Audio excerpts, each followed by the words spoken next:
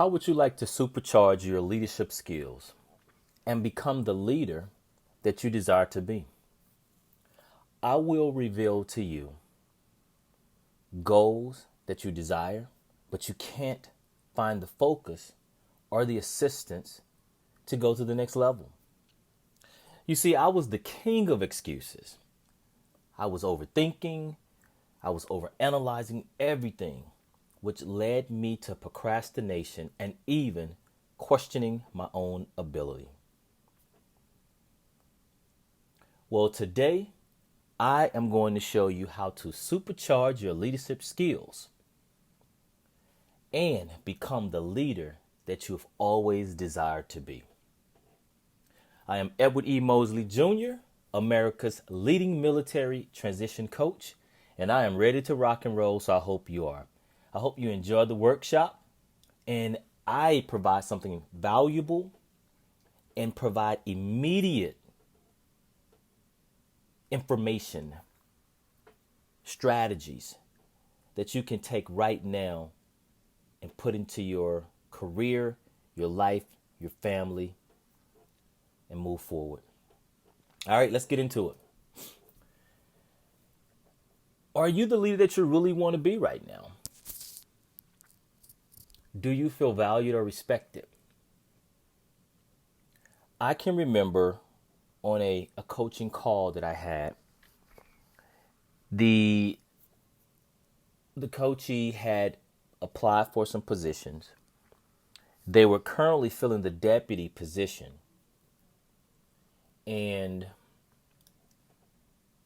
did not get selected for the position. And on our coaching call, was very upset, very emotional, and felt as though that the organization did not value or respect her. Does that sound familiar? You're doing everything that you need to do, but you're just still not getting to that next level.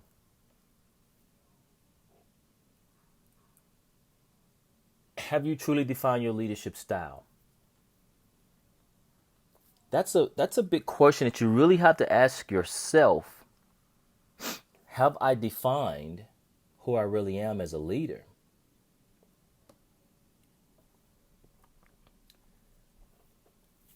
Are you ready to step out of the pack? Are you a manager or a supervisor?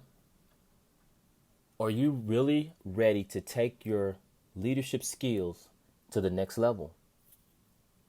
Have you really thought about and strategized what it takes, the people you need to be around, the networks that you need, the collaborations that you need to start in order to take your leadership skills and your career to the next level? That's what we're going to talk about today. In this workshop, we're going to give you some foundational pieces that will immediately supercharge your leadership skills that will take you to the next level and have you stepping out of the pack. What do you think what do you think the biggest fact is when it comes to leadership, and why most of us did not go to that next level? Because it happened to me. And one of the things that I can remember is when I was on active duty, we saw a criteria sheet that we had to, go to this training. We had to perform at this level. We had to, there was a certain score we had to make on our physical fitness test. There was a certain time and grade that we had. There was a certain time in service that we had to meet. And when we met those criterias, then guess what? We was in that group, that cream of the crop group that was in the promotion zone. You had some that was in the below zone because maybe they did not have the time in service, or one of the criteria were not met. They were in the below zone. Or you had some that had been in the in the zone so long till they were now in the above zone based on a certain time criteria. True fact, the average leader does not receive adequate training or coaching until 9 years after being in a leadership role. Let's think about that. That's 9 years of providing employee appraisals. That's 9 years of providing tasks to employees. That could be 9 years of the lack of communication or the understanding of team dynamics. But it is a fact that most supervisors most employees that are promoted or are selected into leadership positions do not receive any kind of formal coaching or training on average of 9 years. That's huge. Because the way our system is set up in some scenarios, in some agencies, is you can't attend leadership training if you're not in a leadership position. I think that's a little backwards. If we are not preparing our future leaders, then how can we expect them to perform at the highest level when they become actual leaders in those positions, leading actual employees? Over the years, 22 years in the Marine Corps, over 10 years in federal service, so a total of over 30 years of experience. I've earned a reputation from senior level executives when it comes to leadership strategies, my experience, and my proven track record. Through all the research I've completed, and I've taken a lot of risks, I was that person that truly lived by it's better to ask for forgiveness than permission sometimes. It worked in most cases, but in some cases it took some repairing relationships and teams and collaborations prior to, it took some time to get over that. But what I've learned is there's 4 programs that I've created and developed that covers the 30 years of mistakes that I've taken that I know that will immediately, yes, immediately, generate results in your career. So let's get started.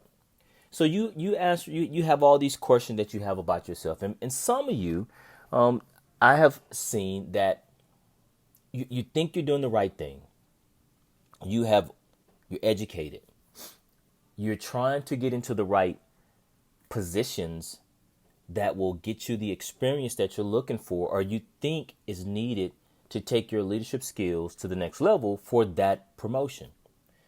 So you're being questioned about your leadership style. You don't feel valued, and you're getting frustrated. Your organization is just, for some reason, you don't think you're being heard. You're not even at the table. You're not even invited into the meeting room. But one of my 4 leadership programs, my signature leadership programs, I guarantee you will answer your questions and provide the results that you're looking for. And I'm talking impact-based leadership, change-based leadership, civilian-based leadership, and discovery-based leadership. So if you're in this workshop, that means that you are an inspiring leader. You don't feel valued or respected. You're not getting those positions that you really are qualified for. Guess what? You have come to the right place at the right time with the right coach that has the right skills to produce the results you're looking for. And I think it's this simple. If you change your way of thinking, you will change your way of life forever. But I want you to look at it from this perspective. Look at it as a journey, and you have just put some grid coordinates in your GPS to get to the destination that you're looking for. Let's analyze this here. If I wanted to go from point A to point Z, what do we want? An address. We put the address in the GPS, and it calculates. It provides us a direction, and it automatically updates based on what? Roadblocks, traffic, road closures, and it does what? What do we hear? Recalculating, or it does some type of reconfiguration of point A to point Z. It could be a faster route. It could be looking at other indicators that we may not have seen, and it redirects us. But ultimately, it gets us to the ultimate destination we're looking for. So just think of leadership like a GPS. You want to go from point A to point B. You want those vacancies. You want those promotions, but there's going to be some roadblocks, and those roadblocks could be organizations. They could be, they could be people within the organization. They could even be you. It could even be life. But that's how this journey works. Hey, you see the soldiers up there, you see the different colors. That's leadership. But we're going to get there. How do we do that? Bottom line up front, as most of us like to call it, bluff. We're going to give you some strategies on how to maximize success. And what does leadership mean to you? Empowering people, inspiring, leading change, visionary. And I know some of us are in organizations or may have been in organizations where the leadership just doesn't get it. Technology is in the 1900s, and we're in the 2022s.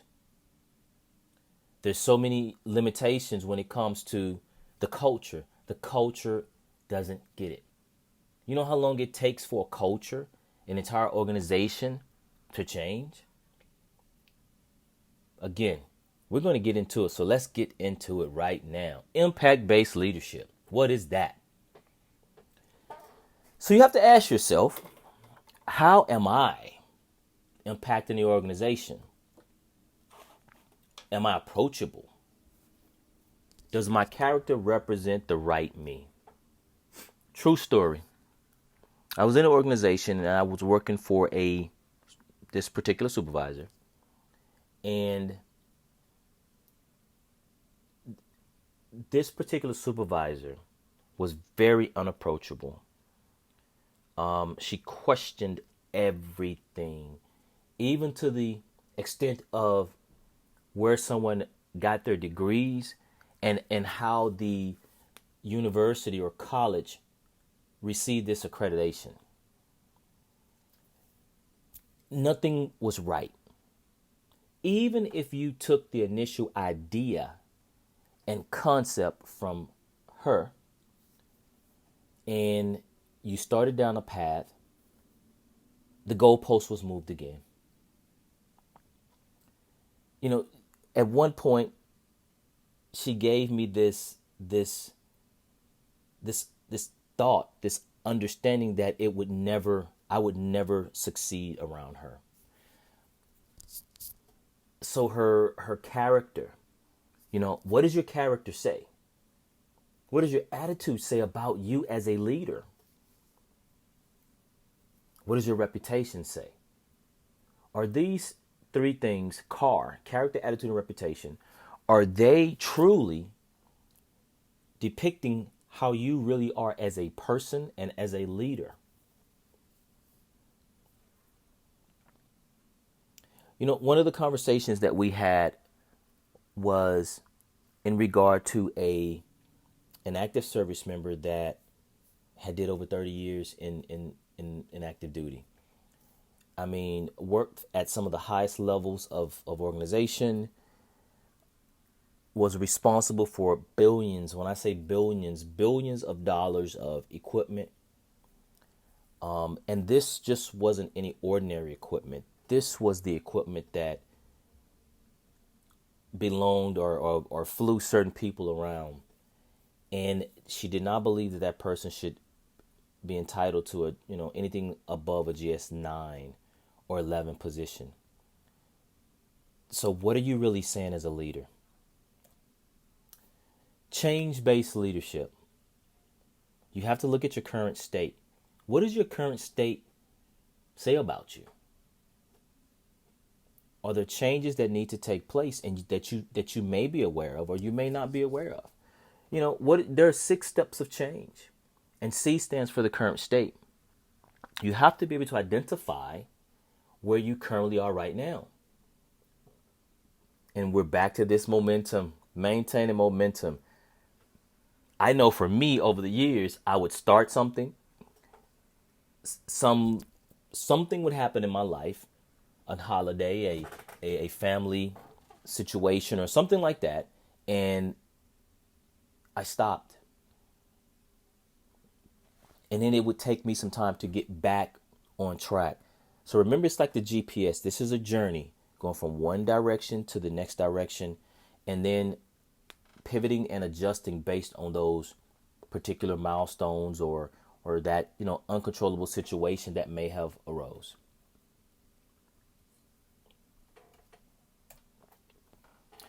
Civilian-based leadership. This is a big one. And as you can see in the picture here, this is a very true concept.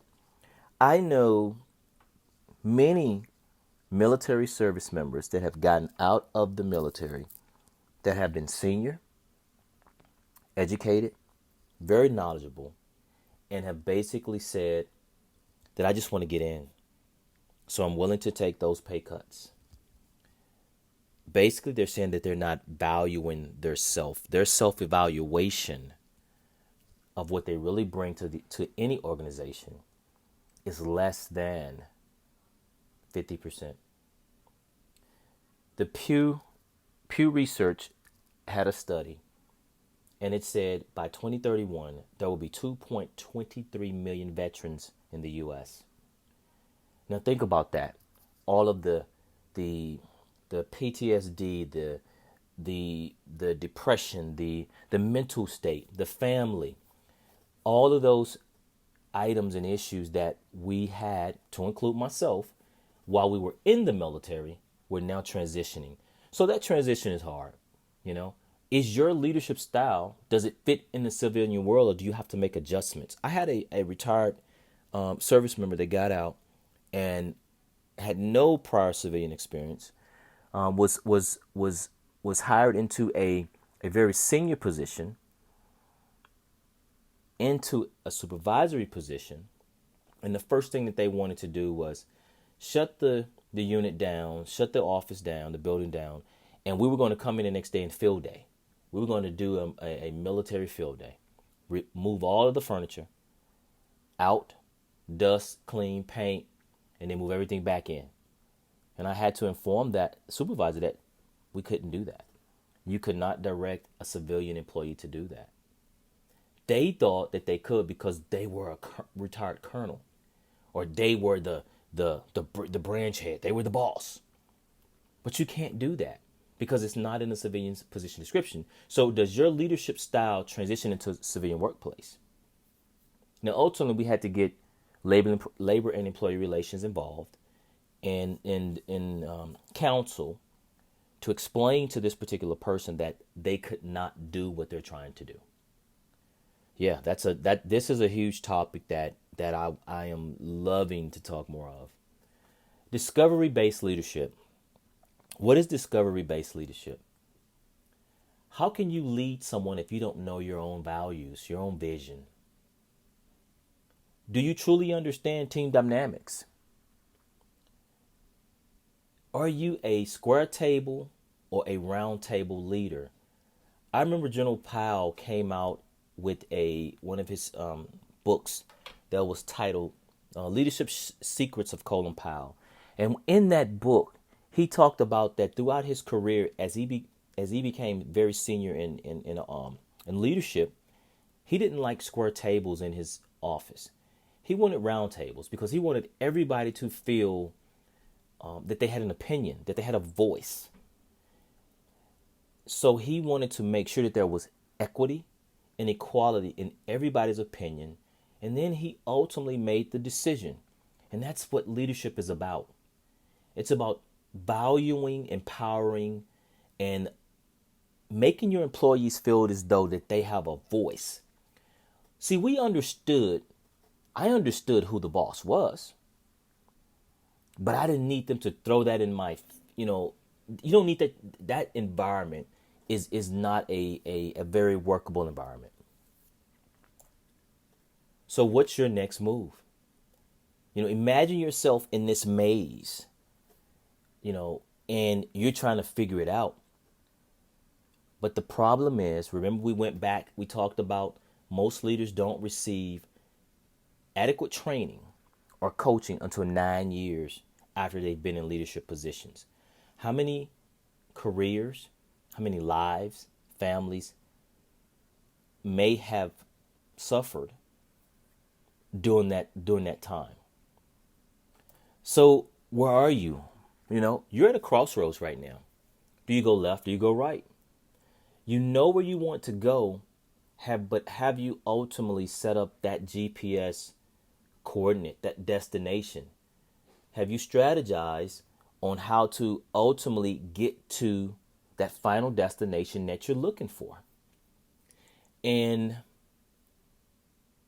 through my signature programs, again, I guarantee that you can ultimately immediately impact your career in any of these programs. So you ask, what are people saying about Coach Mo?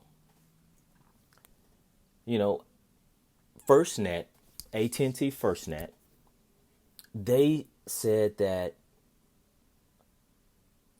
it was truly life-changing. Someone else said that, Coach Mo was a dynamic speaker who effortlessly connects to his audience. He's very professional, and his style truly is impacting. One of the leaders reached back out to me in one of the other organizations that I spoke at. And his comment to me was that he truly discovered the type of leader that he was not being. And I changed his leadership style because he did not know how he was truly impacting his staff. That's huge. That is huge. Have you took a self-reflection, a true self-assessment of yourself as a leader?